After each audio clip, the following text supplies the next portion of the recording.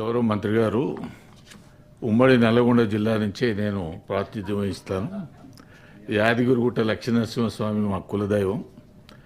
నిజంగా గత ముఖ్యమంత్రి కేసీఆర్ గారి యొక్క దూరదృష్టి అనుకోండి, గుడుల పట్ల ఉన్నటువంటి అభిలాష అనుకోండి, నిజంగా ఎవరు ఊహించినట్టుగా రాష్ట్ర ప్రభుత్వ నిధుల నుంచి 1800 కోట్లతోని వారు నిర్మాణం చేయడం, నిర్మాణ దశలో పలు సందర్భాల్లో మమ్మల్ని కూడా తీసుకెళ్ళి చూపెట్టడం, తర్వాత సంప్రోక్షణ కార్యక్రమంలో మేము పాల్పంచుకునేటువంటి అవకాశం కూడా ఆ రోజు జరిగింది.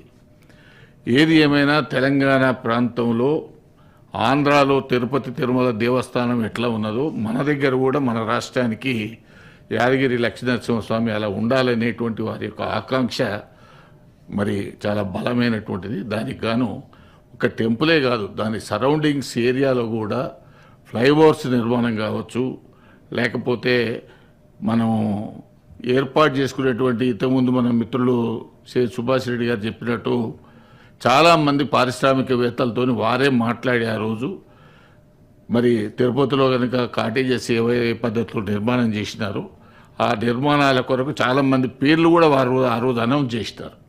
కాబట్టి ఆ లిస్టును కూడా తెప్పించుకొని కిషన్ రావు గారు ఐటీడీఏ అధికారిగా ఉన్నారు, అప్పుడు వారితో తెప్పించి వాళ్ళతో కాంటాక్ట్ చేసి, ఎందుకంటే ఎప్పుడైనా సరే దాతలు ముందుకు వచ్చినప్పుడు మనం వాళ్ళని ఫాలోఅప్ చేస్తే తప్ప అది పూర్తి కాదు. అదేవిధంగా విమాన గోపురానికి సంబంధించింది కూడా మా ముందల్నే చాలామంది దాతలతోనే అప్పటికే 50 కిలోలు గోల్డ్ను ఒక్కొక్కరు కిలో చొప్పున ఇచ్చినటువంటి వాళ్ళు చాలామందిని వారే కలెక్ట్ చేసి ఇవ్వడం అనేది జరిగింది. వారు కూడా స్వయంగా 1 కిలో 16 తులాలు అనుకుంటాను బహుశా వారు కూడా డొనేట్ చేయడం, ఇవన్నీ కూడా ఒక మంచి వాతావరణాన్ని అక్కడ నేనేమి చేయలేదు ఆయన ఉన్న వాస్తవాలు చెప్పాలి కదా. సరే, మళ్ళీ మీరు ఇంకేదైనా గోపురం పెట్టినప్పుడు తప్పనిసరి చేస్తాను. అయితే అది కులదైవం అని చెప్పిన గుడి పుచ్చటే మాట్లాడుతానండి.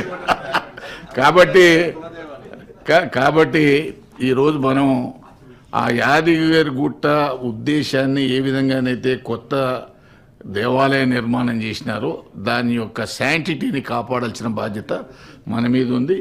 ఈ ప్రభుత్వాన్ని కూడా నేను ప్రత్యేకంగా అభినందనలు తెలియజేస్తున్నాను. Like and subscribe.